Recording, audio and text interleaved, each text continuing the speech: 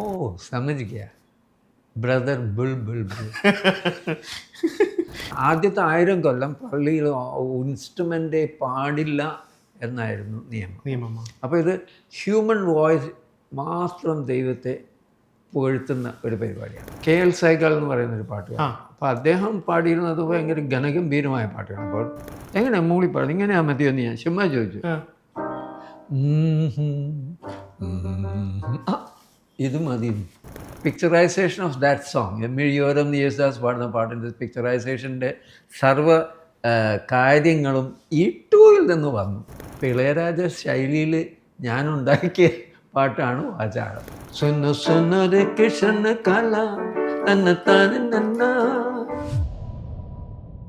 വളരെ ഞാൻ സ്നേഹിക്കുന്ന വളരെ ബഹുമാനിക്കുന്ന ഒരു മ്യൂസീഷ്യനാണ് കൂടെ ഉള്ളത്. ജെറി അമൽദേവ് സാറുണ്ട്. സാർ നമസ്കാരം. നമസ്കാരം സാർ. നമ്മൾ സാറിൻ്റെ പാട്ടിലേക്കും അല്ലെങ്കിൽ സാറിൻ്റെ ഒരു പാട്ടുകളെ ആരാധകൻ എന്നുള്ള നിലയ്ക്കുമൊക്കെ പറഞ്ഞു തുടങ്ങുന്നതിൻ്റെ പാട്ടുകളുടെ ഒരു കൂടുതൽ വർത്തമാനത്തിലേക്ക് കടക്കുന്നതിന് മുന്നേ തന്നെ നല്ല കാര്യം സാറ് ചെയ്തതിൽ ഭയങ്കര ഹിറ്റായ ഒരു പാട്ട് എങ്കിൽ സാറിൻ്റെ വളരെ ഇഷ്ടക്കാരുണ്ടാവുമല്ലോ, സാറിൻ്റെ ഏറ്റവും അടുപ്പമുള്ള ആൾക്കാർ ജെറി ആ ഒരു പാറ്റേൺ പിടിക്കണ്ടായിരുന്നു എന്ന് പറഞ്ഞൊരു പാട്ടുണ്ടാവുമോ എന്ന് പറഞ്ഞ് തുടങ്ങാമെന്ന് വിചാരിക്കണം. എൻ്റെ ഓർമ്മയിൽ അങ്ങനെ ഒരു പാട്ടില്ല. ഞാനിത് ചെയ്യേണ്ടിയില്ലായിരുന്നു എന്നുള്ള ഒരു ചിന്ത ആരിൽ നിന്നും ഞാൻ കേട്ടിട്ടില്ല. ചില പാട്ടുകൾ ഭയങ്കര ഹിറ്റാവും, പക്ഷേ ആ ഒരു ടൈപ്പ് ഓഫ് ഓർക്കസ്ട്രേഷൻ അല്ലെങ്കിൽ ആ ഒരു സംഗതി വേണ്ടായിരുന്നു എന്ന് അങ്ങനെ പറഞ്ഞിട്ടില്ല എന്നല്ലേ? ഇല്ല അങ്ങനെ ഒരു ഞാൻ കേട്ടിട്ടില്ല ആരെങ്കിലും പറഞ്ഞതായിട്ട്, എന്നോട് പറഞ്ഞതായിട്ട്. സാറിൻ്റെ തന്നെ പാട്ടുകൾ ഇപ്പോൾ വീണ്ടും കേൾക്കാറുണ്ടോ, അല്ലെങ്കിൽ പണ്ട് ചെയ്തു വെച്ചതൊക്കെ? ഇടയ്ക്കിടയ്ക്ക് കാഷ്വലായിട്ട് കേൾക്കും. മനഃപൂർവ്വം ഇരുന്നു എൻ്റെ ആ പാട്ടൊന്ന് കേൾക്കണമല്ലോ, അങ്ങനെയില്ല. മനഃപൂർവ്വം കേൾക്കാറില്ല. ഇടയ്ക്ക് ഇപ്പോൾ ഞാൻ എന്തെങ്കിലും ചെക്ക് ചെയ്യുമ്പോൾ, ലെറ്റർ എൻ്റെ ഇമെയിലിൽ ചെക്ക് ചെയ്യുമ്പോൾ ഒരു പാട്ട് വരും. ഇത് കേട്ടിട്ട് കുറച്ച് നാളായല്ലോ, ഒന്ന് കേട്ട് കളയാം. അങ്ങനെ ചില പാട്ടുകളൊക്കെ കേൾക്കാറുണ്ട്. അല്ലാതെ നേരം വെളുക്കുമ്പോൾ എഴുന്നേറ്റ് കാപ്പിയൊക്കെ കുടിച്ചാൽ എൻ്റെ കുറേ പാട്ടൊന്ന് കേട്ട് കളയാം, അങ്ങനെ ഒരു പോക്കില്ല. അങ്ങനെ ഏറ്റവും ലാസ്റ്റ് കേട്ടൊരു പാട്ട് ഏതായിരിക്കും സാറിൻ്റെ തന്നെ? ഏറ്റവും ലാസ്റ്റ് കേട്ട പാട്ട് ഇതാണ്. അങ്ങനെ എൻ്റെ മനസ്സിൽ വന്ന പാട്ട് നിർമ്മലമായൊരു ഹൃദയമെന്നിൽ നിർമ്മിച്ചരുളുകനാഥ, നേരായൊരു നൽ മാനസവും തീർത്തരുൾകന്നിൽ ദേവാ, തവ തിരുസന്നിധി തന്നിൽ നിന്നും തള്ളിക്കളയരുതന്നേ നീ, പരിപാവനനേ എന്നിൽ നിന്നും തിരികെയെടുക്കരുതൻ പരനേ, നിർമ്മലമായൊരു ഹൃദയമെന്നിൽ നിർമ്മിച്ചരുളുകനാഥ, നേരായൊരു നൽ മാനസവും തീർത്തരുൾകന്നിൽ ദേവാ. ഞാനേ എൻ്റെ തന്നെ പ്രിവിലേജ് ഇങ്ങനെ ആലോചിച്ചോണ്ടിരിക്കുന്നത്, ഞാനിങ്ങനെ ക്രിയേറ്ററിന്റെ കയ്യിൽ നിന്ന് ഇങ്ങനെ കേട്ടോണ്ടിരിക്കുകയാണ് നേരിട്ടെന്നുള്ളൊരു. ഇപ്പോൾ സാർ ഈ പാട്ട് പാടിയപ്പോൾ എനിക്ക് പെട്ടെന്ന് ഓർമ്മ വന്നത് നമ്മളെ മാമാട്ടിക്കുട്ടി അമ്മയ്ക്ക് എന്നുള്ള സിനിമയിലെ മൗനങ്ങളെ എന്നുള്ള പാട്ടില്ലേ, അതാണ് എനിക്ക്. മൗനങ്ങളെ ചാഞ്ചാടുവാൻ. കാരണം അതിൻ്റെ അകത്തും ദാസ് സാറ് വളരെ ബേസിലോട്ട് പാടിപ്പോകുന്ന കുറെ പോർഷൻസ്. ഇപ്പൊ സാറ് പാടിയപ്പോൾ എനിക്ക് പെട്ടെന്ന് ഓർമ്മ വന്നത് അതിനകത്ത് 2 മൂഡുണ്ട്, അതായത് സന്തോഷവും വരുന്നുണ്ട്, സങ്കടവും വരുന്നുണ്ട്. ഇപ്പൊ ഒരു പാട്ടിന്റെ കഥ പറയുമ്പോഴേ അത് ഭയങ്കര ബുദ്ധിമുട്ടുള്ള കാര്യമാണ്, സങ്കടവും സന്തോഷവും ഒരു പാട്ടിൽ അറേഞ്ച് ചെയ്യാന്നുള്ളത്. അതെങ്ങനെയാണ് ആ ഒരു പാട്ടിന്റെ കാര്യം പറയുന്നതും ആ ഒരു കാര്യങ്ങൾ ചെയ്യപ്പെടുന്നത്? സംഭവിച്ചത് ഇങ്ങനെയാണ്. ആ സിനിമയിലെ കഥയിൽ ഒരു ഹസ്ബൻഡിനും വൈഫിനും കൂടി ഒരു മകളുണ്ടായിരുന്നു. അവൾ ഏതോ ഒരു പിക്നിക്കിന് പോയപ്പോൾ വെള്ളത്തിൽ വീണ് മരിച്ചുപോയി. അപ്പോൾ ആ സങ്കടം സഹിച്ചുകൊണ്ട് അവർ ജീവിക്കുന്നതാണ് first half of the song. പിന്നീട് അവരൊരു അനാഥ കുട്ടിയെ അവർ അഡോപ്റ്റ് ചെയ്യുന്നു. അതായത് പറയുന്നത് മലയാളത്തിൽ എന്താ പറയുന്നത്, ദത്തെടുക്കുന്നു. ആ കിട്ടിക്കഴിഞ്ഞപ്പോൾ ആ കുട്ടിയോടുകൂടിയുള്ള ഇവരുടെ ജീവിതം തന്നെ അതങ്ങ് മാറ്റിമറിച്ചു. സന്തോഷത്തിൻ്റെ ഒരു തിരയിളക്കം പോലെയൊക്കെ വന്നു. അതാണ് സെക്കൻഡ് ഹാഫിൽ കാണുന്നത്. പക്ഷേ അത് കഴിയുമ്പോഴും വീണ്ടും ആദ്യത്തെ മൂഡിലേക്ക് തന്നെ ഒരു ഓർമ്മയ്ക്ക് വേണ്ടി പോകുന്നു. അപ്പോൾ ഈ പാട്ടിന് ഇങ്ങനെ തുടക്കത്തിലൊരു സാഡ്, പിന്നെ ഒരു ഹാപ്പി, കുറച്ച് നേരം കഴിഞ്ഞിട്ട് വീണ്ടും ആ പഴയ ഓർമ്മകളിലേക്ക്. തിരയിളക്കം എന്ന് പറയുമ്പോഴത്തേക്ക് അതിനകത്ത് ഒരു ഇന്റർലൂഡ് ഉണ്ടല്ലോ, അത് സാറ് പറഞ്ഞ എക്സാക്ട് ആ തിരയിളക്കം തന്നെയാണ് നമുക്ക് അതിനകത്ത് ഫീൽ ചെയ്യുന്നത്. അല്ല, അപ്പൊ ഒരു ചിത്രകാരൻ പടം വരയ്ക്കുന്ന പോലെ ഇങ്ങനെ മനസ്സിൽ കണ്ടുകൊണ്ടാണ് അത് പോകുന്നത്. അതെ. അപ്പോൾ എന്നോട് ഫാസിൽ ഇങ്ങനെ പറഞ്ഞപ്പോൾ എൻ്റെ മനസ്സിൽ കൂടി ഇങ്ങനെ പോയി, ഞാനങ്ങനെ ചെയ്തു, അത്രയേ ഉള്ളൂ. ഓ സാർ, ഈ പേരിന്റെ കഥയെ ഇപ്പോൾ തോമസ് ജെറോം എന്നാണ് വീട്ടുകാരിട്ട പേരെന്ന് ഞാൻ കേട്ടിട്ടുണ്ട്. അതിൽ നിന്നും ജെറി അമൽദേവ് എന്നുള്ള പേരിട്ട് സാറാണെന്ന് ഞാൻ കേട്ടിട്ടുണ്ട്. അത് ശരിയാ. അപ്പോൾ നമ്മൾ ഈ പാട്ടുകളുടെ കാര്യങ്ങൾ ചോദിക്കുമ്പോൾ കുറച്ച് പുറകോട്ട് ഒന്ന് പോകണം എന്ന് എനിക്ക് തോന്നുന്നു. അപ്പോൾ നല്ല കാര്യമാണ്. എങ്ങനെയാണ് ആ പേരിലേക്ക് സാറ് തന്നെ വരുന്നത്? അതെ, ഞാൻ ഒരു ലത്തീൻ ക്രിസ്ത്യാനിയാണ്. അതായത് ഈ ക്രിസ്ത്യാനികളുടെ ഇടയിൽ പല ഗ്രൂപ്പുകളുണ്ടല്ലോ. ലത്തീൻ ക്രിസ്ത്യാനികൾ, പിന്നെ സീറോ മലബാർ, അതായത് സുറിയാനിക്കാരെന്ന് പറയുന്നവർ, ഇന്ത്യക്ക് വെളിയിൽ നിന്ന് വന്നവർ, പിന്നെ കുറേ ആളുകൾ സദ്ദാം ഹുസൈൻ്റെ നാട് ഇറാഖിൽ നിന്ന് വന്നിട്ടുണ്ട്, കുറേ ആളുകൾ ടർക്കി എന്ന് പറയുന്ന സ്ഥലത്ത് നിന്ന് വന്നിട്ടുണ്ട്, കുറേ ആളുകൾ ഇപ്പോൾ നമ്മൾ ഇറാൻ എന്ന് പറയുന്ന, പണ്ട് പേർഷ്യ എന്ന് പറഞ്ഞിരുന്ന നാട്. പല പല കാലഘട്ടങ്ങളിൽ പല ക്രിസ്ത്യൻ ഗ്രൂപ്പ്സ് ഇവിടെ കേരളത്തിൽ വന്നു താമസിച്ചിട്ടുണ്ട്. അപ്പോൾ ഈ പോർച്ചുഗീസുകാർ വന്നതിന് ശേഷമാണ് ഈ റോമൻ സഭ എന്ന് പറയുന്ന കാത്തലിക് ചർച്ച് ഇന്ത്യയിൽ വരുന്നത്. അപ്പോൾ ഞങ്ങളെങ്ങനെയോ ആ പള്ളിയുടെ കീഴിലേക്ക് പോയി. ഞങ്ങൾ പഴയ ക്രിസ്ത്യാനികളാണെങ്കിലും എങ്ങനെയോ ഈ ലത്തീനിലേക്ക് പോയി. അപ്പോൾ എൻ്റെ അമ്മയുടെ ഒരു ഇമ്മീഡിയറ്റ്ലി ഇളയ ആങ്ങള ഒരു കാത്തലിക് പ്രീസ്റ്റായിരുന്നു, വരാപ്പുഴ അതിരൂപതയുടെ ഒരു പ്രീസ്റ്റായിരുന്നു. അപ്പം ഞാൻ ജനിച്ചത് 1939 ഈസ്റ്റർ കഴിഞ്ഞ് ഒരാഴ്ച കഴിഞ്ഞപ്പോൾ മലയാറ്റൂർ പള്ളിയിൽ സെയിൻറ്റ് തോമസിൻ്റെ ഒരു ഫീസ്റ്റ് ഉള്ള സമയത്താണ് ഞാൻ ജനിച്ചത്. അപ്പോൾ ഈ അച്ഛൻ പറഞ്ഞു, അപ്പോൾ സെയിൻറ്റ് തോമസിൻ്റെ ആളാണിവൻ, ഇവനെ തോമസ് എന്ന് വിളിച്ചു കളയാം. പിന്നെ ഒരു രസത്തിന് വേണ്ടി ജെറോം എന്നുള്ള പേരും കൂടി അച്ഛൻ്റെ പേർക്ക് അങ്ങിട്ടു, ഒരു മിഡിൽ നെയിം. അപ്പോൾ തോമസ് ജെറോം വെളിപ്പറമ്പിൽ നിന്ന് ഞങ്ങളുടെ വീട്ടിൽ വരും. വെളിപ്പറമ്പിൽ. അതായത് ഇപ്പോൾ നിങ്ങളവിടെ കൊച്ചി ഭാഗത്ത് ചെന്നാൽ, ഫോർട്ട് കൊച്ചിയിൽ ചെന്നാൽ വെളി എന്ന് പറയുന്ന ഒരു സ്ഥലമുണ്ട്. ഫോർട്ട് കൊച്ചി വെളി. വെളി. അത് വെളി എന്ന് പറയുന്നത് ഈ കടൽ തീരത്തോട് അടുത്ത് കിടക്കുന്ന ഒരു സ്ഥലമെന്ന് മാത്രമേ അതിന് അർത്ഥമുള്ളൂ. ഉദാഹരണത്തിന് തിരുവനന്തപുരത്ത് ചെല്ലുമ്പോൾ ഒരു വെളിയുണ്ട്, കൊച്ചുവേളി. കൊച്ചുവേളി. ഒരു വെളി എന്നാക്കിയ തെറ്റാണ്, വെളിയാണ്, കൊച്ചുവേളി. പിന്നെ സാരമില്ല. അപ്പോൾ ഞങ്ങളെ കഥ പറയുമ്പോൾ എങ്ങനെയോ ഞങ്ങളുടെ ഒരു പുരാതന പൗരാണികൻ അവിടെ പോയി വീട് വെച്ച് താമസിച്ചു. അങ്ങനെ ഞങ്ങൾക്ക് വീട്ടുപേര് വെളിപ്പറമ്പിൽ നിന്നുണ്ടായി. അപ്പം എൻ്റെ പേര് തോമസ് ജെറോം വെളിപ്പറമ്പിൽ. അപ്പം ഞാൻ 10ാം ക്ലാസ് കഴിഞ്ഞപ്പോൾ അച്ഛനാകാൻ പോയ ആളാണ്. അച്ഛനാകാൻ പോയത് ഞാൻ വടക്കേന്ത്യയിലേക്കാണ് പോയത്.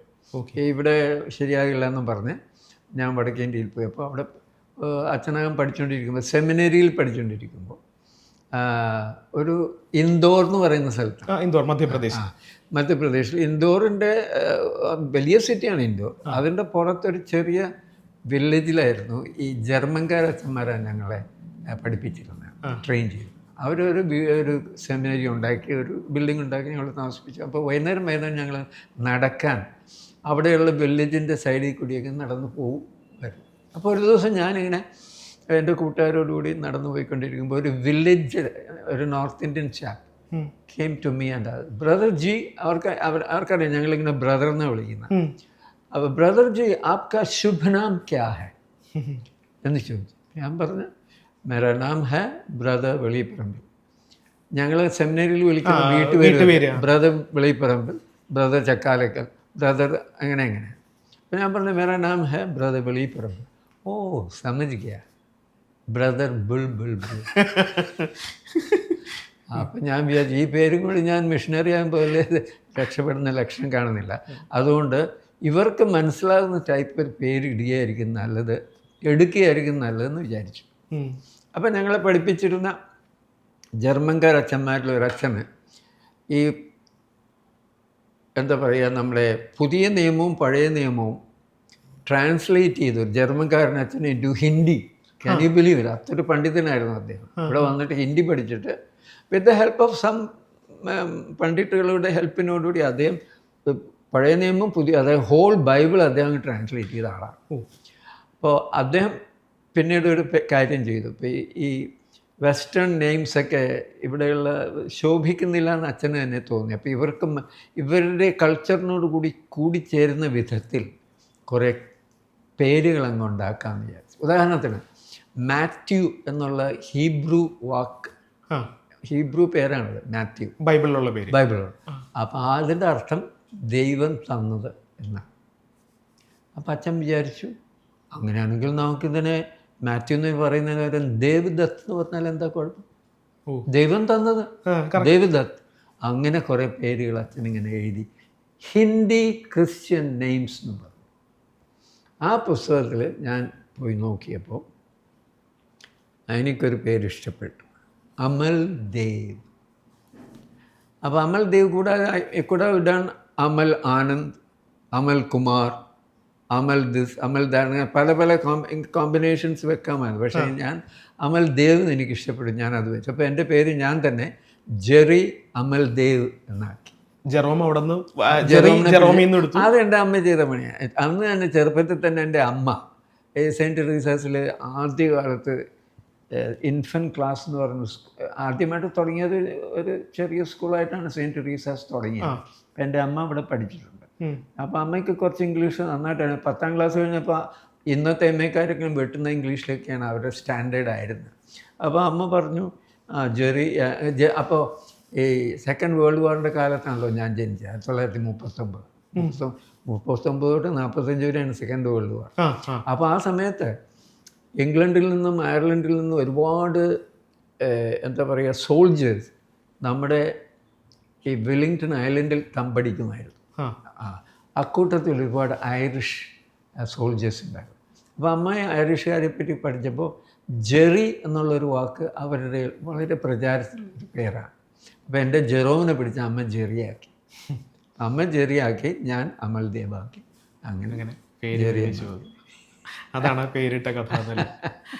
സാർ ഈ കുഞ്ഞിലെ മുതൽ പാട്ട് പാടുമായിരുന്നു എന്ന് ഞാൻ കേട്ടിട്ടുണ്ട്.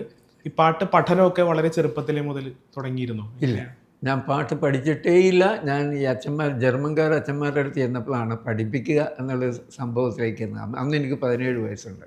അപ്പോൾ ഞാൻ 4ാമത്തെ വയസ്സ് മുതൽ വീട്ടിൽ തന്നെ പാടാൻ തുടങ്ങി. എൻ്റെ അമ്മയുടെ അമ്മ നന്നായിട്ട് പാടുമായിരുന്നു. സ്റ്റേജിൽ പാടുമെന്നല്ല, വീട്ടിൽ പ്രാർത്ഥന കഴിയുമ്പോൾ പാടും, അല്ലെങ്കിൽ പള്ളിയിൽ പാടുന്ന കൂട്ടുകാർ അവരുടെ സമപ്രായക്കാരോട് പാടും. അപ്പോൾ എൻ്റെ അമ്മുമ്മയും അമ്മുമ്മയുടെ മകളായ എൻ്റെ അമ്മയും നന്നായിട്ട് പാടുമായിരുന്നു, ശ്രുതി ശുദ്ധമായിട്ട് താളത്തൊക്കെ. അപ്പോൾ എനിക്ക് അവരിൽ നിന്ന് കിട്ടിയിരിക്കുന്ന ഒരു കണക്ഷനാണ് മ്യൂസിക്. പിന്നെ അതുകൂടാതെ എൻ്റെ അമ്മുമ്മയുടെ ആങ്ങളമാർ, അവർ ഫോർട്ട് കൊച്ചിക്കാർ, അവർ എടപ്പള്ളിക്കാരായിരുന്നുവെങ്കിലും ഞാണാക്കൽ എന്ന് പറയുന്ന വീട്ടുകാരാണ്, എടപ്പള്ളി പള്ളിയിലെ മെമ്പേഴ്സായിരുന്നു അവർ. പക്ഷെ അവർ ഫോർട്ട് കൊച്ചിയിൽ പോയി വീട് വെച്ചു. പണ്ടത്തെ കോഡർ എന്ന് പറയുന്ന ഒരു ഫാമിലി ഉണ്ടായിരുന്നു. കോഡറിൻ്റെ തൊട്ട് നെയ്ബേഴ്സായിരുന്നു ഇവർ. അപ്പോൾ ഇവരവിടെ വീട് വെച്ച് താമസം തുടങ്ങിയപ്പോൾ ഈ 2 പേര് ഗർവാസീസ് ആൻഡ് പോർത്താസീസ് എന്നാണ് ഇവരുടെ പേര്. ഗർവാസീസും പോർത്താസീസും 2 പേരും നല്ല പാട്ടുകാരായിരുന്നു. അവരൊരാൾ ഹാർമോണിയം വായിക്കും, മറ്റേ ആൾ കാലുകൊണ്ട് താളം പിടിക്കും, മൃദംഗം അടിക്കും, എല്ലാം പല പല കാര്യങ്ങൾ ഒരേ സമയത്ത് ചെയ്യുന്ന അതിഗംഭീര മ്യൂസിഷ്യൻസ് ആയിരുന്നു. അപ്പോൾ എൻ്റെ അമ്മാവൻ എന്നോട് പറഞ്ഞിടാ, നിനക്ക് ഈ മ്യൂസിക് എവിടെ നിന്ന് കിട്ടിയെന്ന് നീ അത്ഭുതപ്പെടുകയൊന്നും വേണ്ട, ഇങ്ങനെ ഒരു ബാക്ക്ഗ്രൗണ്ട് ഉണ്ട് അമ്മാവന്മാരിൽ നിന്ന് ഇങ്ങനെ. അപ്പോൾ ഇതൊക്കെയാണ് എന്നെ മ്യൂസിക്കിലേക്ക് നയിച്ചത്. പക്ഷേ പഠിപ്പിക്കുന്ന ആരും എന്നെ പഠിപ്പിച്ചില്ല. അങ്ങനെ ഒരു ചിന്ത ഇവർക്ക് ആർക്കും വന്നില്ല. അത് നന്നായി. ബിക്കോസ് എന്നെ അന്നും പഠിപ്പിച്ചിരുന്നെങ്കിൽ ഞാനൊരു കർണാറ്റിക് മ്യൂസീഷ്യനായിട്ട് ഇവിടെ വല്ലയിടത്തും ഇരുന്ന് മുഞ്ഞാന്നൊക്കെ പറഞ്ഞ് അങ്ങനെ പോയാണ്. ഭാഗ്യത്തിന് പഠിക്കാഞ്ഞുകൊണ്ട് ഞാനെപ്പോഴും എന്താ അപ്പോൾ പിന്നെ ഞാൻ ചെറുപ്പം മുതൽ അമ്മമ്മയോട് കൂടി പള്ളിയിൽ പോകും. ഇവിടെ കണ്ണൻകുന്നത്ത് പള്ളി എന്ന് പറഞ്ഞ പള്ളിയുണ്ടല്ലോ, അത് എറണാകുളം ഈ സെൻറ്റ് ആൽബർട്ട്സ് കോളേജ് എത്തുന്നതിന് മുമ്പ് ഒരു പള്ളി വലത്ത് വെച്ചിട്ടുണ്ട്, മാനേജ് റോഡിൽ. അതാണ് കണ്ണൻകുന്നത്ത് പള്ളി. അത് ഒരു ആശ്രമ ദേവാലയം. അപ്പോൾ അവിടെ അച്ഛന്മാരുണ്ടായിരുന്നു. അവർ ഇതോടുകൂടി ഞാൻ ചെറുപ്പം മുതലേ അവർ പാടുന്നത് ലത്തീൻ പാട്ടുകൾ.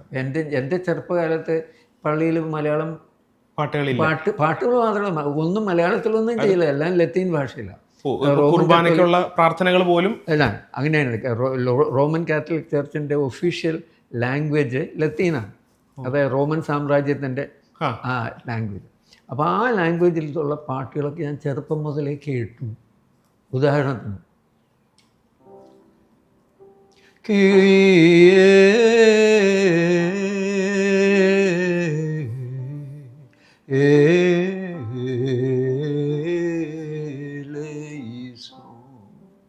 ഇത് വാസ്തവത്തിൽ ലത്തീനല്ല, ഇത് ഗ്രീക്കാണ്.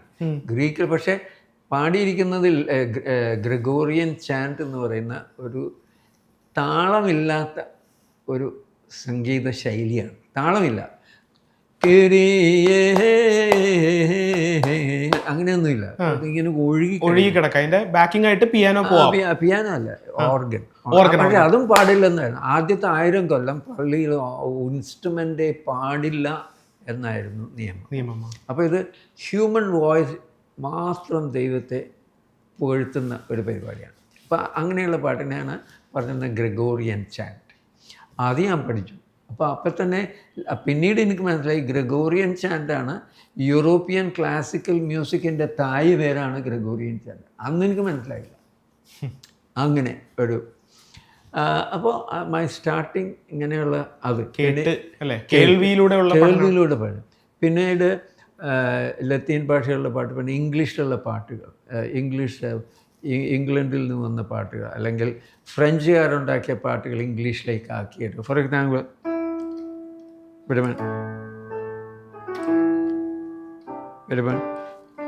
ഓ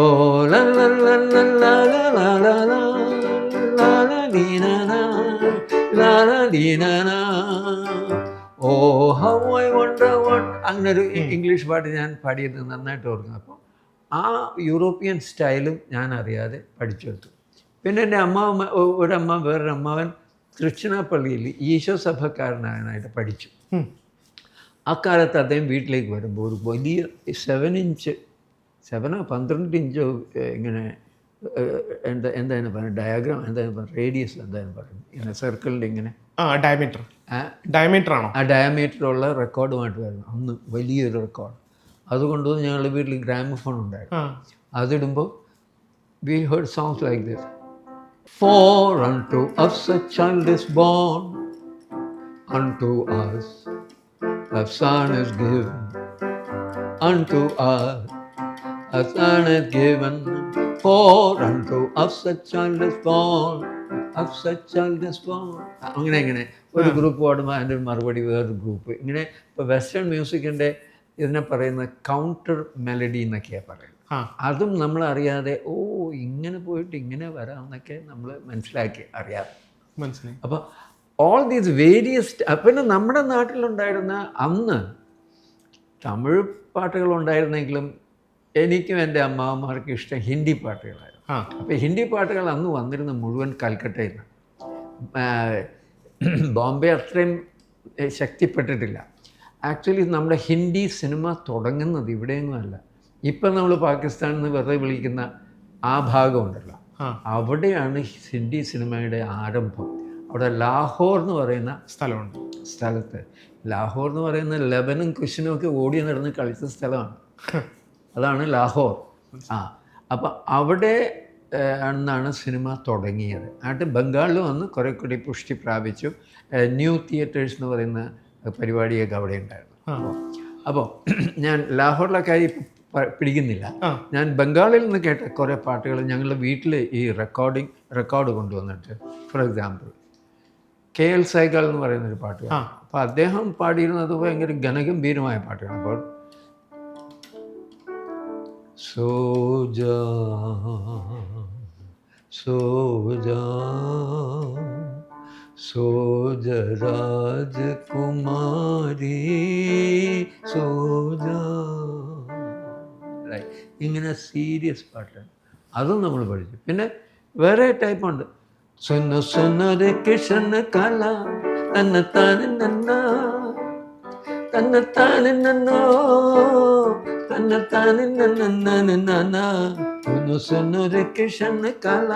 ഇങ്ങനെ ഈ പാട്ടിന് പറയുന്നത് ഈ ബാവുൾ എന്ന് പറയുന്ന ഒരു ഗ്രൂപ്പ് ഓഫ് പീപ്പിൾ ബംഗാളിലുണ്ട്.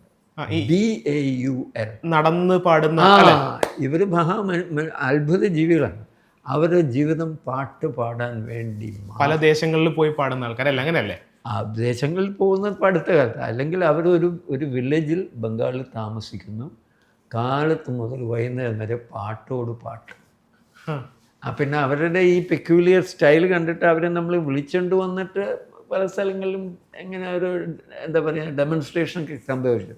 പക്ഷേ ബേസിക്കലി അവർ ഒരു ഗ്രൂപ്പാണ്. അവർ പാട്ട് പാടാൻ വേണ്ടി മാത്രമുള്ള ഒരു ഒരു ഒരു ഒരു ജനവിഭാഗം. There is nobody like this in the world. നമ്മുടെ നാട്ടിൽ മാത്രമേ ഉള്ളൂ, ഇന്ത്യയിൽ മാത്രമേ ഉള്ളൂ. അപ്പോൾ അവരുടെ ശൈലിയാണ് ഇപ്പോൾ കേട്ടത്. അവരുടെ സുനു സുനുരു കിഷൻ കല തന്ന താന നന്നേ തന്ന താന നന്നോ തന്ന നാന നന്ന സുനു സുനുരു കിഷൻ കല. അപ്പോൾ ഇങ്ങനെയുള്ള പാട്ടും പാടും. അപ്പോൾ ലത്തീൻ, ഹിന്ദി, ബൗൾ, അങ്ങനെ പല ശൈലിയിലെ പാട്ടുകൾ നമ്മളറിയാതെ ഇങ്ങോട്ട് തലയിലേക്ക് കയറി.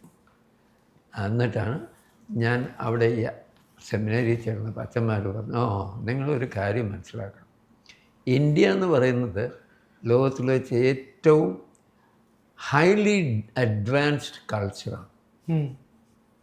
അപ്പോൾ ഈ ഹൈലി അഡ്വാൻസ്ഡ് കൾച്ചറിലെ ആളുകളോട് നിങ്ങൾ ചുമ്മാ വഴിയരികിൽ ഒരു തമ്പോർ എടുത്ത് ഡു കർത്താവ് നിന്നെ സ്നേഹിക്കുന്നു എന്ന് പറഞ്ഞാൽ അവർ കേൾക്കാനൊന്നും പോകുന്നില്ല. അവർ ഇത് ഭ്രാന്തൻ. അവർക്ക് വേണ്ടത് എന്താണ്? സാഹിത്യത്തിലും സംഗീതത്തിലും മറ്റ് കലകളിലും കൂടി അവർക്ക് മനസ്സിലാകുന്ന വിധത്തിൽ ക്രിസ്തുവിൻ്റെ സന്ദേശം പറഞ്ഞാൽ അവർ കേൾക്കും, അല്ലെങ്കിൽ അവർ കേൾക്കില്ല. അതെ. അപ്പോൾ what you have to do is നിങ്ങളുടെ കൾച്ചറിലുള്ള പ്രധാന കാര്യങ്ങളിൽ നിങ്ങൾ അവഗാഹം നേടണം. You should become specialist. എന്നിട്ട് അത് ഉപയോഗിച്ചുകൊണ്ട് ക്രിസ്ത്യൻ എന്താ പറയുക, ക്രിസ്തുവിൻ്റെ സന്ദേശങ്ങൾ കൊടുക്കുക. അപ്പോൾ ആദ്യം ചെയ്യേണ്ടത് വിവരമുള്ള നിങ്ങൾ. ഇപ്പോൾ ജെറി എന്താണ്, ഇവൻ കുറച്ച് പാടുന്നുണ്ട്, ശരി, ആദ്യം തബല അങ്ങ് പഠിപ്പിച്ചു ഇവനെ. എന്നിട്ട് ഓൾ ഇന്ത്യ റേഡിയോയിൽ മുഹമ്മദ് ഖാനെ ഞങ്ങൾ വിളിപ്പിച്ച് ഞങ്ങളെ തബല പഠിച്ചു. ഞങ്ങളെന്ന് വെച്ചാൽ എന്നെയും ഒരു 4-5 വേറെ പിള്ളേരും ആദ്യം തബല പഠിപ്പിച്ചു. അത് കഴിഞ്ഞിട്ട് ഈ അച്ഛന്മാർ പറഞ്ഞു, this is okay. The has to learn how to play the organ in the church. Organ എന്ന് പറയുന്നത് ഇങ്ങനെ അടിക്കുന്നതല്ല, ഇങ്ങനെ അമർത്തുന്നതാണ്.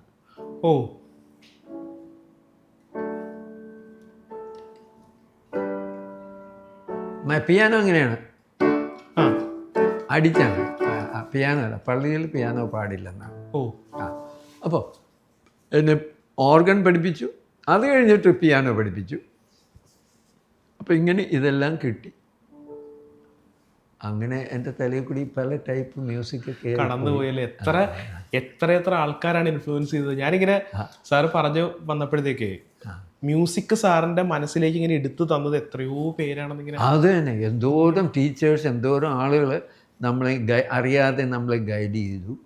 അങ്ങനെ ഞാൻ ഇങ്ങനെ ആയിപ്പോയി. സാർ, നമുക്ക് ഇന്നത്തെ വെസ്റ്റേൺ മ്യൂസിക് പഠിക്കാൻ പോയൊരു കഥയുണ്ട്. അത് എനിക്ക് തോന്നുന്നത് കുറച്ച് നേരം കഴിഞ്ഞിട്ട് നമുക്ക് അതിലേക്ക് വരണം. അതേപോലെ തന്നെ നൗഷാദ് സാറിന്റെ കൂടെ വർക്ക് ചെയ്ത കഥ പറയണം, അതും കുറച്ചായിട്ട് വരാം. അതിന് മുന്നേ 2000 കഴിഞ്ഞിട്ടുള്ള മലയാളം പാട്ടുകളുടെ ഒരു ഹിറ്റ് നിലവാരം നോക്കേണ്ടത്. അതിനകത്ത് നമ്മളെപ്പോഴും പറയുന്ന ലിസ്റ്റ് എടുത്തിട്ടുണ്ടെങ്കിൽ ഒരു എന്താ പറയുക, ഒരു ഡിസ്കോഗ്രഫി, ഒരു ലിസ്റ്റ് എടുത്ത് നമ്മൾ എന്തായാലും പൂക്കൾ പനിനീർ പൂക്കൾ നമ്മൾ പറയും. അത് സാറ് മലയാളിക്ക് തന്ന മറ്റൊരു മുത്താണ്. അപ്പോൾ എങ്ങനെയായിരുന്നു എബ്രിഡേട്ടൻ ആ പടത്തിലേക്ക് വരണം തൊട്ട് സാറിനെ വന്ന് വിളിക്കുന്നത്? ഇപ്പോൾ സാധാരണ നമ്മളൊരു മ്യൂസിക് ഡയറക്ടർ ചോദിക്കുമ്പോൾ എങ്ങനെ ഇന്നായി എന്ന് ചോദിക്കും. പക്ഷേ സാറിൻ്റെ അടുത്ത് അങ്ങനെ ചോദിക്കാൻ പാടില്ലല്ലോ, അങ്ങനെയല്ല ചോദിക്കേണ്ടത്. അതുകൊണ്ട് സാറിന് എങ്ങനെയാണ് ഒന്ന് ക്ഷണിച്ചത്, എങ്ങനെയാണ് ആ ഒരു പ്രോജക്റ്റിലേക്ക്? അതായത് ഞാൻ ഇപ്പോൾ മദ്രാസിൽ നിന്ന് എൻ്റെ വൈഫിന് സുഖമില്ലാതെ വന്നപ്പോൾ ഞങ്ങൾ ഇങ്ങോട്ട് അവിടുന്ന് കുറ്റിയും പുറത്ത് ഞാനും വൈഫും മാത്രമേ ഇങ്ങോട്ട് പോന്നു. ഞങ്ങൾ മദ്രാസിലായിരുന്നു. 1980 മുതൽ 2005 വരെ മദ്രാസിലാണ് താമസിച്ചത്. ഞാൻ വിചാരിച്ച തിരക്കുള്ള സമയത്ത് നമ്മുടെ കൊച്ചിയിൽ തന്നെ ഉണ്ടെന്ന് വിചാരിച്ചല്ല, മദ്രാസിൽ നിന്ന് ട്രാവൽ ചെയ്ത് വന്നിട്ടാണ്. അങ്ങോട്ട് വരവും പോക്കുമായിരുന്നു. അപ്പോൾ സിൻസ് എൻ്റെ വൈഫിന് അസുഖം വന്നപ്പോൾ പിന്നെ വിചാരിച്ചു മദ്രാസിൽ ഞങ്ങൾക്ക് ആരുമില്ലല്ലോ, അപ്പം നമുക്ക് ബന്ധുക്കളുടെ സഹായം തേടാം. പിന്നെ അന്ന് ലൂർദ് ഹോസ്പിറ്റലിൽ ഒരു ഫാദർ ഉണ്ടായിരുന്നു, അദ്ദേഹം അതിൻ്റെ ഡയറക്ടറായിരുന്നു, എൻ്റെ കൂട്ടുകാരനായിരുന്നു. അപ്പോൾ അദ്ദേഹത്തിൻ്റെ ഹെൽപ്പോടുകൂടി എൻ്റെ വൈഫിനെ അവിടെ ആക്കിയുണ്ട്. അവർ കണ്ടുപിടിച്ചു 4th സ്റ്റേജിലാണ് എക്സെട്ര അതൊക്കെ അതങ്ങനെ പോട്ടെ. അപ്പോൾ ഞങ്ങളിങ്ങോട്ട് വന്നു 2005 ഇവിടെ വന്നു. ജോസ് തോമസ് ചോയ്സ് സ്കൂളിൽ മ്യൂസിക് പഠിപ്പിക്കാനായിട്ട് എന്നെ അപ്പോയിൻ്റ് ചെയ്തു. അങ്ങനെ ഇരിക്കുമ്പോൾ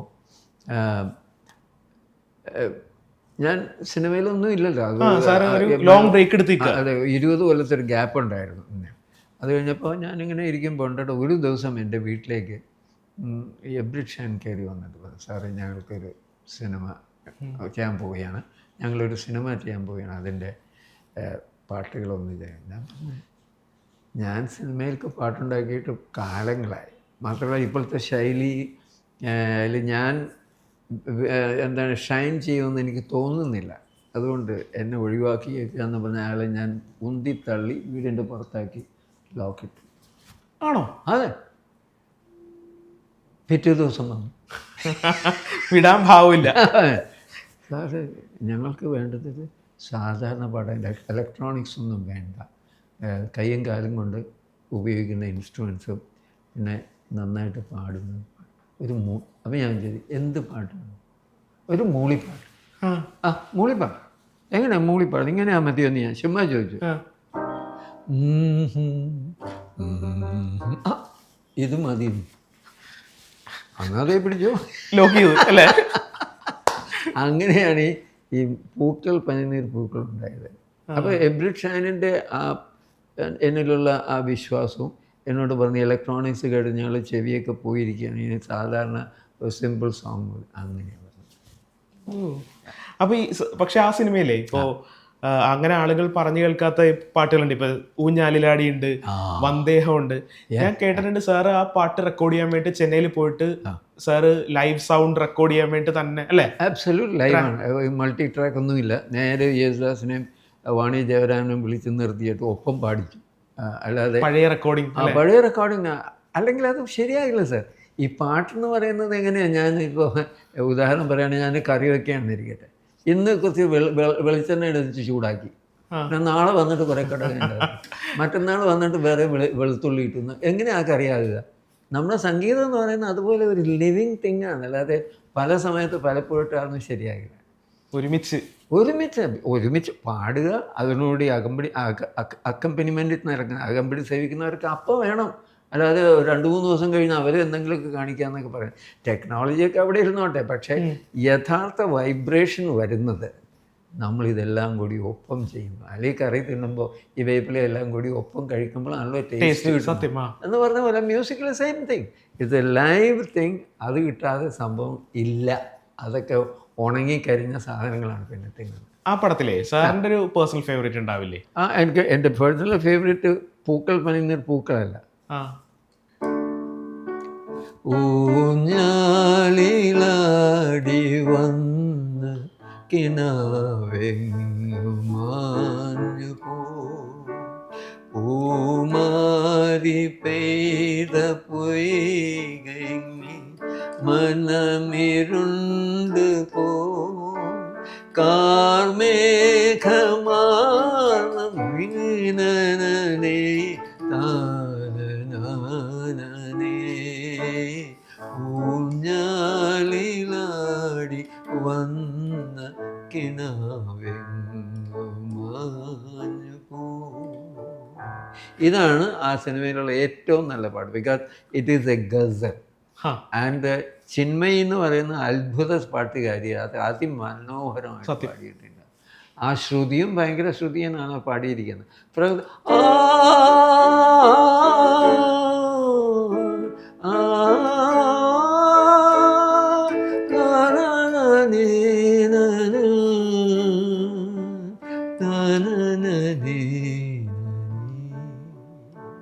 അത്ര മനോഹര ആലാപനത്തോടുകൂടി അവർക്കതിന് ബെസ്റ്റ് സിനിമാറ്റിക് സിംഗറിൻ്റെ അവാർഡ് ഫെമിനാക്കാർ കൊടുത്തു, ബോംബെയിലുള്ളവർ. പക്ഷേ മ്യൂസിക് ഡയറക്ടറിനെ പറ്റി അതൊന്നും ചോദിച്ചില്ല, ആരും ഒന്നും പറഞ്ഞില്ല. I'm just saying she got the award for the best singer that year for singing this ഊഞ്ഞാലിൽ ആടി വന്ന. പക്ഷെ അൺഫോർച്യുനേറ്റ്ലി ഈ പാട്ട് സിനിമയുടെ ഒരു ചിത്രീകരണത്തിനുള്ള ഒരു ബാക്ക്ഗ്രൗണ്ട് മ്യൂസിക് ആയിട്ടാണ് ഇട്ടത്. അതുകൊണ്ട് ജനങ്ങളുടെ ശ്രദ്ധയിലേക്ക് അത് പോയില്ല. പക്ഷെ ഞങ്ങൾ ഫാൻസ് ഭയങ്കര വിവരമുള്ളവർ കേട്ട് എൻജോയ് ചെയ്തിട്ടുണ്ട്. ജനറൽ പബ്ലിക്കിന് അങ്ങനെ ആയിട്ടില്ല. ഇപ്പൊ നമ്മളെ ഇപ്പോൾ സാർ നേരത്തെ പറഞ്ഞു, സാർ നേരത്തെ നല്ല എന്തിനും പറഞ്ഞിട്ടുണ്ട്, പ്രോഗ്രാമിംഗ് എന്ന് പറയുന്നതിനേക്കാൾ ഓർക്കസ്ട്രേഷൻ എന്ന് പറയുന്നതാണ് ഇഷ്ടം. ഓർക്കസ്ട്രേഷൻ. അപ്പോൾ ഓർക്കസ്ട്ര. അപ്പൊ സാറിന്റെ പാട്ടുകളിൽ ഇപ്പോൾ വാചാലവും എന്മൗനവും നിന്മൗനവും, ഇപ്പൊ നമ്മൾ പാട്ടിന്റെ കാര്യങ്ങൾ പറഞ്ഞു വന്നുകൊണ്ട് ചോദിക്കുകയാണ്, അതൊരു വേറൊരു, നമ്മളിപ്പോ സാമ്പിൾസ് ആയിട്ട് പാത്രങ്ങൾ എടുത്തു വെച്ചിട്ടുണ്ട്, അതൊരു സാമ്പിൾ ആണ് ആക്ച്വലി. ദേവദുന്ദുബി വേറൊരു സാമ്പിളാണ്, പൂവട്ടക തട്ടിച്ചിന് വേറൊരു സാമ്പിളാണ്, പിന്നെ അതുപോലെ തന്നെ മാമാട്ടിക്കുട്ടിയമ്മ വേറൊരു സാമ്പിളാണ്. അപ്പൊ ഈ ഓർക്കസ്ട്രേഷൻ ചെയ്യുമ്പോഴത്തേക്ക് സാർ ഒരു പാട്ട് കിട്ടുമ്പോൾ അതിന്റെ ഓർക്കസ്ട്രേഷൻ സ്റ്റൈൽ എങ്ങനെയായിരിക്കും തീരുമാനിക്കുക? അതായത് സൗണ്ടിങ് എങ്ങനെ നിൽക്കണം എന്നുള്ളത്, എങ്ങനെ അതിന്റെ സൗണ്ടിങ് എങ്ങനെ വരണം എന്നുള്ളത് ആ പാട്ടിന്റെ സന്ദർഭമാണ് അതിനെ ഗൈഡ് ചെയ്യുന്നത്. അപ്പോൾ ഉദാഹരണത്തിന് ഞാൻ പറയാമല്ലോ, ഇപ്പോൾ first of all we should know what is orchestra. Orchestration നമ്മൾ വളരെ ലൂസായിട്ട് സംസാരിക്കുന്നു. ഓർക്കസ്ട്രേഷൻ എന്ന് പറയുന്നത് ഈ ഓർക്കസ്ട്രയിലുള്ള ഇൻസ്ട്രുമെൻസിനെയൊക്കെ എങ്ങനെ ഉപയോഗിക്കാം എന്നുള്ള, എങ്ങനെ ഉപയോഗിക്കണം എന്ന്, ഇന്ന പാട്ടിന് ഇങ്ങനെ ഉപയോഗിക്കണമെന്ന് നമ്മൾ എഴുതി കുത്തി അവർക്ക് കൊടുക്കണം. അല്ലാതെ അവിടെ ചെന്നിട്ട് മോനെ ആ ഫ്ലൂട്ട് എടുത്ത് നീ എന്തെങ്കിലും ഒന്ന് വായിച്ചാൽ അങ്ങനെ പറഞ്ഞിട്ട് കാര്യമില്ല. അവൻ ആ ഫ്ലൂട്ടിൽ ഏത് രജിസ്റ്റർ എന്ന് പറയാം, ഇപ്പോൾ മന്ത്രസ്ഥായിലാണോ മധ്യസ്ഥായിലാണോ മേൽസ്ഥായിലാണോ വായിക്കേണ്ടതെന്നും കൂടി എല്ലാം എഴുതി കൊടുക്കുന്നു. അപ്പോൾ അവിടെ സംശയങ്ങളൊന്നുമില്ല, നൊട്ടേറ്റ് ചെയ്ത് കൊടുക്കുന്നു. അതുകൊണ്ടുള്ള ഗുണം എന്താണ്, എന്തെങ്കിലും ക്ലാഷ് ഉണ്ടെങ്കിൽ നമുക്ക് അപ്പം തന്നെ പേപ്പറിൽ കാണാം, എന്തെങ്കിലും മിസ്റ്റേക്ക് ഉണ്ടെങ്കിൽ. അപ്പോൾ അവിടെ അപ്പോൾ ഓർക്കസ്ട്രേഷൻ എന്ന് പറയുന്നത് ഒരു വലിയ സബ്ജക്റ്റാണ്. ഞാൻ അമേരിക്കയിൽ മ്യൂസിക് പഠിക്കാൻ പോയപ്പോൾ ഓർക്കസ്ട്രേഷൻ 2 കൊല്ലം പഠിച്ചു. അപ്പോൾ ഓർക്കസ്ട്ര എന്ന് പറയുന്നത് എന്താണ്? ഓർക്കസ്ട്ര എന്ന് പറയുന്നത് എ ഗ്രൂപ്പ് ഓഫ് ഇൻസ്ട്രുമെൻറ്റ്സ്. ഇത് വേർഡ് ഈസ് എ ഗ്രീക്ക് വാക്കാണ്. ഓർക്കസ്ട്ര എന്നുള്ളത് ഗ്രീക്ക് വാക്ക്. അപ്പോൾ ഓർക്കസ്ട്രയുടെ ഏറ്റവും ആദ്യം നമ്മൾ എഴുതുന്ന ഈ ഒരു സ്കോർ എന്ന് പറയുന്നൊരു ഷെയ്റ്റിലാണ് ഇതെല്ലാം എഴുതുന്നത്. ഇങ്ങനെ ആദ്യത്തെ ഇൻസ്ട്രുമെൻ്റ് കോൾഡ് പിക്കലോ എന്ന് വെച്ചാൽ ഇത്തിരിക്കില്ലാത്ത ഫ്ലൂട്ട്. അത് കൈവെക്കാനും കൂടി സ്ഥലമില്ലാത്ത ഫ്ലൂട്ടാണ്. മെറ്റലിൻ്റെ ആകാം, അല്ലെങ്കിൽ ഇതിൻ്റെ നമ്മൾ ബാംബു ആകാം. അപ്പോൾ ചെറിയ ഫ്ലൂട്ടാണ്. അപ്പോൾ കറക്റ്റായിട്ട് വായിച്ചില്ലെങ്കിൽ ഒക്കെ തെറ്റും. പിന്നെ അപ്പം പിക്കലോ, പിന്നെ ഫ്ലൂട്ട്, പിന്നെ ബേസ് ഫ്ലൂട്ട്, ഇങ്ങനെ ഒരു 3-4. അതിൻ്റെ അടിയിൽ this is called woodwinds എന്നാണ് പറയുന്നത്. വുഡ് കൊണ്ട് ഉണ്ടാക്കിയ ഇൻസ്ട്രുമെൻറ്റിനെ വിൻഡ് കൊണ്ട് പ്രവർത്തിപ്പിക്കുന്നു. അതിനാണ് വുഡ് വിൻസ് എന്ന് ഇംഗ്ലീഷിൽ പറയുന്നത്. ഇപ്പോൾ വുഡ് വിൻസ് ഫസ്റ്റ്. അവരൊരു ഫാമിലി തന്നെ, അപ്പനും അമ്മയും അപ്പൂപ്പനും കൊച്ചുമോനും കൊച്ചുമോളൊക്കെ ഉണ്ട് അവിടെ. അതിൻ്റെ അടിയിൽ വരുന്നതാണ് സാക്സോഫോൺസ്. അപ്പോൾ അതിൻ്റെ അകത്ത് ഒരു റീഡേ ഉള്ളൂ. മറ്റേതിലൊക്കെ ഇപ്പം നാഗസ്വരമാണെങ്കിൽ, അല്ലെങ്കിൽ നമ്മുടെ ഷെഹനായി എന്ന് പറയുന്നതാണ്, ഇങ്ങനെ പി എന്ന് പറയുന്നത്, നമ്മൾ പി ഉണ്ടാക്കില്ല, ഇങ്ങനെ ഒരു സാധനം ഉണ്ടാകാൻ. അപ്പോൾ അത് 2 വൈബ്രേറ്റ് ചെയ്യും, ഇങ്ങനെ ചളുങ്ങിയിരിക്കുന്നതുകൊണ്ട്. ഇതിൽ ഒരു സാധനം മാത്രമേ വെച്ചിട്ടുള്ളൂ. ഒരു റീഡ് എന്ന് പറയുന്ന ഒരു തരം പുല്ലാണ്. ആ വലിയ പുല്ലിൻ്റെ യഥാർത്ഥ നല്ല മെച്യൂറായ ഭാഗം എടുത്ത് മുറിച്ചിട്ട് അതിന് തേകി മിനുസപ്പെടുത്തി ഈ ഇൻസ്ട്രുമെൻറ്റിൻ്റെ അറ്റത്ത് പിടിപ്പിക്കും. എന്നിട്ട് അത് വെച്ച് ഇങ്ങനെ ഊതുമ്പോഴാണ് അത് വിറച്ചിട്ടാണ് ഈ സ്വരം വരുന്നത്. സാക്സഫോൺ. അപ്പോൾ അവിടെ സാക്സഫോണിലും ഉണ്ട് കൊച്ചുമകൾ, അമ്മാവൻ, അപ്പൂപ്പൻ, ഇങ്ങനെ 4 ഒരു ഫാമിലിയാണ്. ഈ ക്ലാരിനെറ്റ് ട്രംപറ്റ് ഒക്കെ അതിൻ്റെ കുടുംബത്തിൽ വരും. അതെ, കുടുംബം, ഓരോ കുടുംബക്കാർ. പിന്നെയാണ് ഇപ്പോൾ ബ്രാസ് എന്ന് പറയുന്നത്. അതിൻ്റെ അകത്ത് ട്രംപറ്റ്, ട്രംബോൺ, ബാരിറ്റോൺ എന്നൊക്കെ പറഞ്ഞ് ട്രംബോൺ, ഓരോ അവരും 4 പേരുണ്ട് കാര്യത്തിൽ. ഇതിൻ്റെയൊക്കെ കൂടെയാണ് വയലിൻ്റെ ഫാമിലി. വയലിൻ അപ്പോൾ ആണ് പറയുന്നത് സ്ട്രിങ്സ് എന്നാണ്. നമ്മൾ സാധാരണ സ്ട്രിങ് എന്ന് പറഞ്ഞാൽ ഗിറ്റാറിൻ്റെ സ്ട്രിങ് അല്ല. ഗിറ്റാർ അവിടെ ഇല്ല. ഈ സിംഫണി ഓർക്കസ്ട്രയിൽ ഗിറ്റാർ ഇല്ല. അപ്പോൾ നോക്കുമ്പോൾ സ്ട്രിങ്സ് എന്ന് പറയുന്നത് സാധാരണ വയലിൻ, അതാണ് ഹൈ കോൾഡ് വയലിൻ 1. പിന്നെ ഒരു അതേ സൈസിലുള്ള കുറേ ഗ്രൂപ്പ് വയലിൻ 2. അതിൻ്റെ മൂത്ത സിസ്റ്ററാണ് വിയോല. ആ സാധാരണ വയലിനൊക്കെ അല്പം കൂടി വലുതാണ്. ഇത്തിരി സൗണ്ടും വ്യത്യാസം ഉണ്ടാവും, ടോണിൽ ഒരു തിക്നെസ് കൂടും. മറ്റേത് ഷാർപ്പായിരിക്കും, ഇത് ഇത്തിരി ഡള്ളായിരിക്കും. അതിൻ്റെ അടിയിലാണ് ഈ കാലിൻ്റെ ഇടയിൽ വെച്ചൊരു സാധനം വായിക്കുന്നത്, ചെല്ലോ. അങ്ങനെ പറയുന്നത് ചെല്ലോ. ചെലോ അത് കഴിഞ്ഞാൽ പിന്നെ 6 അടി പൊക്കമുള്ള ഒരു വയലിനാണ്. അതിൻ്റെ പേരാണ് ഡബിൾ ബേസ്. എനിക്ക് വായിക്കാൻ പറ്റില്ല, 6 അടി പൊക്കമാണ്. വല്ല ഏനോ കോണിപ്പടിയൊക്കെ എറിയുന്നുണ്ട് വേണമെങ്കിൽ അതായത് സിംഫണിയിൽ നിന്ന് വായിക്കുന്ന ആൾ വായിക്കുന്ന ഒന്നുകിൽ ഇങ്ങനെ വായിക്കാം, അല്ലെങ്കിൽ പ്ലക്ക് ചെയ്യാം. മനസ്സിലായി. അപ്പോൾ ആ ഫാമിലി ഭയങ്കരമാണ്. അതിലാണ് ഏറ്റവും അധികം ആളുകളുള്ളത്. അപ്പോൾ ഉദാഹരണത്തിന് ഒരു നല്ല സിംഫണി ഓർക്കസ്ട്രയിൽ ഒരു 12 ഫസ്റ്റ് വയലിൻ, ഒരു 10 സെക്കൻഡ് വയലിൻ, പിന്നെ ഒരു 8 വിയോല, അല്ല ഒരു 10 വിയോല, ഒരു 8 ചെലോ, ഒരു 4 ഡബിൾ ബേസ്. ഇത്രയും ഇൻസ്ട്രുമെൻറ്റ്സ് ഒപ്പം അങ്ങ് വായിച്ചാൽ നമ്മളവിടെ നിൽക്കില്ല. അത്ര ബ്യൂട്ടിഫുൾ ആൻഡ് പവർഫുൾ സൗണ്ടാണ് വരുന്നത്. ഇത് പോട്ടെ. അപ്പോൾ എത്ര ഇതങ്ങനെ പോയേ. ഫ്ലൂട്ട് മറ്റേത് മറിച്ചൊക്കെ വന്ന് ഇവർ ഏറ്റവും അടിയിലുള്ള ഗ്രൂപ്പിനെ പറയുന്നത് പെർക്കഷൻ. പെർക്കഷൻ എന്ന് വെച്ചാൽ അടിക്കുക എന്നാണ്. പെർക്കൂത്തര എന്നുള്ള ലാറ്റിൻ വാക്കിൽ നിന്നാണ് പെർക്കഷൻ. അപ്പോൾ അടിക്കുക, എന്തെങ്കിലും എടുത്ത് എവിടെയെങ്കിലേക്ക് അടിക്കുക, അതിനുള്ള ഇൻസ്ട്രുമെൻറ്റ്. അപ്പോൾ അതിൻ്റെ അകത്ത് ലോകത്തിലുള്ള സർവ്വ സാധനങ്ങളും അതിൻ്റെ അകത്ത് വേണമെങ്കിൽ വരാം. For example piano is A percussion. കാരണം പിയാനോ ഇങ്ങനെ അടിക്കുമ്പോൾ എൻ്റെ പിയാനോയുടെ അകത്ത് ഒരു ചുറ്റികയുണ്ട്, അത് പോയിട്ടാണ് ഈ സ്ട്രിങ്ങിനായിട്ട് അടിക്കുന്നത്. ഓ, അങ്ങനെ കൊച്ചു ചുറ്റികൾ ഇങ്ങനെ ഓരോ സ്ട്രിങ്ങിനും വെച്ചിട്ടുണ്ട്. ഞാനിങ്ങനെ ഇതിപ്പോൾ ഇലക്ട്രോണിക്സ് ആണ് കേട്ടോ. മറ്റേത് അങ്ങനെയല്ല, ഇവിടെ അമർത്തുമ്പോൾ ചുറ്റിക പോയിട്ട് അടിക്കും. അപ്പോൾ അതിന് പിയാനോയെ ഒരു പെർക്കഷൻ ഇൻസ്ട്രുമെൻ്റ് ആയിട്ടാണ് കരുതുന്നത്. ഓ, അത് ഭയങ്കര പുതിയ അറിവാണ് എനിക്ക്. ജനങ്ങൾ വിചാരിക്കും പിയാനോ അതെങ്ങനെയാണ് percussion. It is percussion because അടിയാണ് അതിൻ്റെ അകത്ത്. അപ്പോൾ ഇത്രയൊരു ഇൻസ്ട്രുമെൻ്റെല്ലാം കൂടി സമന്വയിപ്പിച്ചുകൊണ്ടുള്ള ഒരു പ്രയോഗമാണ് ഓർക്കസ്ട്രേഷൻ എന്ന് പറയുന്നത്. അപ്പോൾ ഓരോ പാട്ടിനും അത് അർഹിക്കുന്ന വിധത്തിൽ നമ്മൾ ഉപയോഗിക്കും. ഇപ്പോൾ തന്നെ മെഴിയോരം എന്നുള്ള പാട്ട്, ഇത് ആദ്യത്തെ മെഴിയോരം ജാനകിയമ്മ പാടിയില്ലേ, ഇങ്ങനെയല്ലേ.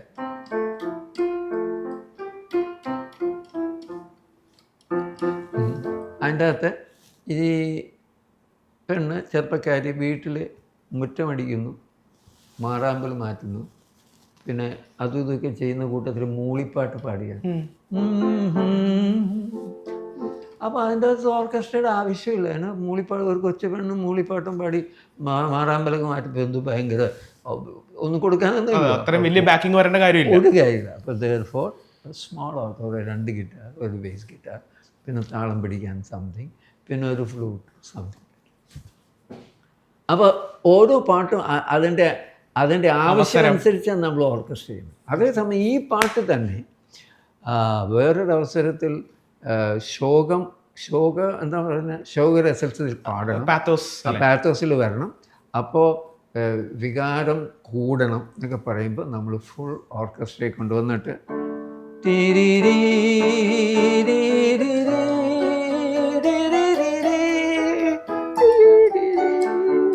ദം ദം ദം ദം ദം ദം ദം ദം ദം ദം ദം ദം മിഴിയോ.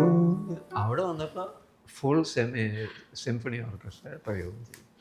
മനസ്സിലായി, അതാണ് സംഭവം. അല്ല, ആ അവസരത്തിന് എന്താണോ വേണ്ടത് അതാണ് അത് ഉപയോഗിക്കുക. അല്ലാതെ എല്ലാത്തിലും കൊണ്ട് ഇറച്ചിയും മീനും എല്ലാം കൂടി ഒപ്പിടാൻ പാടില്ലല്ലോ. മനസ്സിലായി. ഇപ്പൊ നമ്മൾ ഈ സാർ അങ്ങനെ ഇലക്ട്രോണിക് സൗണ്ടുകൾ ഉപയോഗിക്കാറില്ലെന്ന് പറഞ്ഞല്ലോ. ഇപ്പൊ ഈ മഞ്ഞണിക്കൊമ്പിൽ ഓർത്ത കൊണ്ട് ഞാൻ ഇങ്ങനെ പെട്ടെന്ന് ചോദിക്കുകയാണ്, അതിനകത്ത് ഇങ്ങനെ ഒരു സാധനം, അത് സിന്ത് സൗണ്ട് എന്താണത്? ഞാൻ അമേരിക്കയിലായിരുന്നപ്പോൾ ഒരു സിൻഡ്രോം എന്ന് പറഞ്ഞ ഒരു ഇൻസ്ട്രുമെൻ്റ് ആണ്. Syndrome, SYNDROME. അത് അവർ ഇലക്ട്രോണിക്കുകാർ കണ്ടുപിടിച്ച ഒരു സാധനമാണ്. അവർ പിന്നെ സ്പെഷ്യൽ ഇഫക്റ്റിന് വേണ്ടി ഉപയോഗിക്കുന്ന ഒരു സാധനമാണ്. അതിന് വേണമെങ്കിൽ ഞാൻ ഉപയോഗിച്ചത് നല്ല സ്വരമാണ്, അത് വേണമെങ്കിൽ ടൂഡു അങ്ങനെ ഉപയോഗിക്കാം. അപ്പം ഞാനൊരു പുതുമയ്ക്ക് വേണ്ടി ഇതൊന്ന് ഉപയോഗിച്ച് കളയാമെന്ന് വിചാരിച്ചു. അങ്ങനെ ആ സ്ഥലം വന്നപ്പോൾ പം പം പം ടൂ പം പം ടൂ അങ്ങനെ 2 തവണ ഉപയോഗിച്ചു. അപ്പോൾ ഇത് ഞാൻ സ്റ്റുഡിയോയിൽ വെച്ച് ഇത് ഉപയോഗിച്ചപ്പോൾ ഞാൻ കണ്ടു ഫാസിലും ജിജുവും കൂടി അങ്ങോട്ടും ഇങ്ങോട്ടും നോക്കി. ബിക്കോസ് ഇവർക്ക് ഇത് പിക്ചറൈസ് ചെയ്യാനുണ്ട്. ഇതെന്ത് ചെയ്യും എന്നല്ലേ, എന്ത് ചെയ്യും സ്ഥലം എന്നോടാണെങ്കിൽ ഒന്നും പറയുന്നുമില്ല, അത് ചെയ്യാൻ, അത് വേണ്ടാന്ന് പറഞ്ഞില്ല. പോട്ടെ. അങ്ങനെ ഇവർ ഈ പാട്ട് പിക്ചറൈസ് ചെയ്യാൻ അവിടെ ചെന്നു. എവിടെ, കൊടൈക്കനാലോ എവിടെയോ അങ്ങനത്തെ ലൊക്കേഷനാണ്. അവിടെ പോയപ്പോൾ ഈ സ്വരം എന്ത് ചെയ്യും എന്നുള്ള സസ്പെൻസിലിരിക്കുമ്പോൾ അവർക്കൊരു ഐഡിയ വന്നു. ഈ സ്വരം ഇടുമ്പോൾ ആരെങ്കിലും അങ്ങ് മാഞ്ഞു പോകും. അങ്ങനെ മാഞ്ഞു പോകണമെങ്കിൽ നമുക്ക് എവിടെ നിന്ന് തുടങ്ങണം? അപ്പോൾ the whole picturisation of that song, എമ്മിഴിയോരം യേശുദാസ് പാടുന്ന പാട്ടിൻ്റെ പിക്ചറൈസേഷൻ്റെ സർവ്വ കാര്യങ്ങളും ഈ ടൂവിൽ നിന്ന് വന്നു. അപ്പോൾ ഇവർ പറഞ്ഞു ഓക്കെ അങ്ങനെയാണെങ്കിൽ നമുക്ക് മൾട്ടി ഇതുണ്ടല്ലോ പ്രിസം ഉപയോഗിച്ചിട്ട്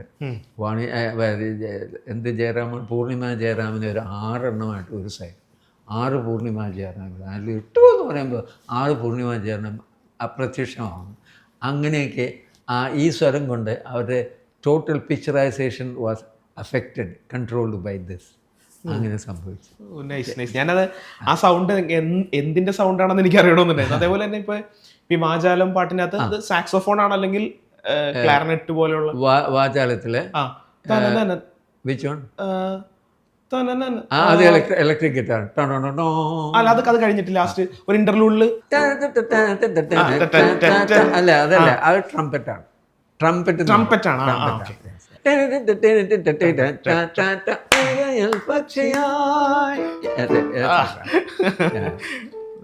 കേൾക്കുമ്പോഴേ നമുക്ക് എൻ്റെ ഭയങ്കര ആവേശം. പക്ഷേ ഒരു കാര്യം പറയും, അപ്പം നിങ്ങൾ ഈ വാചാലം എങ്ങനെ ഉണ്ടായെന്ന് ചോദിച്ചാൽ അത് രസകരമായ കഥയാണ്. എന്നെ ഒരു ദിവസം 2 പേര് വന്നു, ഒരു ഡയറക്ടറും ഒരു പ്രൊഡ്യൂസറും. എന്നിട്ട് പറയും സാറേ ഞങ്ങൾക്ക് ഇളയരാജയുടെ 2 പാട്ട് വേണമെന്ന്. ഞാൻ പറഞ്ഞു ഇതെന്ത് കളി, എന്നോട് എന്തിനാ ഇളയരാജയുടെ പാട്ട്? അല്ല അത്ര ധൈര്യം എങ്ങനെ വന്നങ്ങനെ ചോദിക്കാനായിട്ട്? ഞാൻ പറഞ്ഞു go to Ilaiyaraaja. We already went, പക്ഷേ he is so busy, has no time. മാത്രമല്ല ഹീ ഈസ് വെരി എക്സ്പെൻസീവ്. അപ്പോൾ I started wondering what these people mean by ഇളയരാജയുടെ പാട്ട് ഉദ്ദേശിച്ചു. അപ്പോൾ എനിക്ക് തോന്നി ഇവർക്ക് വേണ്ടത് എന്ത് കുറച്ച് ആക്ഷൻ. ഇളയരാജയുടെ പാട്ടുകൾക്കൊക്കെ ഈ നല്ല താളക്കൊഴുപ്പാണ്, ഈവൻ സാഡ് സോങ്ങിലും കൂടി നല്ല താഴെക്കൊഴുപ്പാണ്. അപ്പോൾ ഞാൻ വിചാരിച്ചു അങ്ങനെ ഒരെണ്ണം ഒന്ന് പ്രയോഗിച്ച് നോക്കാം എന്നും പറഞ്ഞ് ഇപ്പോൾ ഇളയരാജ ശൈലിയിൽ ഞാനുണ്ടാക്കിയ പാട്ടാണ് വാചാളം. മനസ്സിലായി? അങ്ങനെ ഇളയരാജയൊക്കെ കൂടി തുടങ്ങിയിട്ട് have been very different from this. But അതാണ് അതിൻ്റെ ആരംഭം. അവരിങ്ങനെ ചോദിച്ചുകൊണ്ട് ഞാനിങ്ങനെ ഉണ്ടാക്കി സാധനം ചെയ്തതാണെന്ന് അങ്ങനെ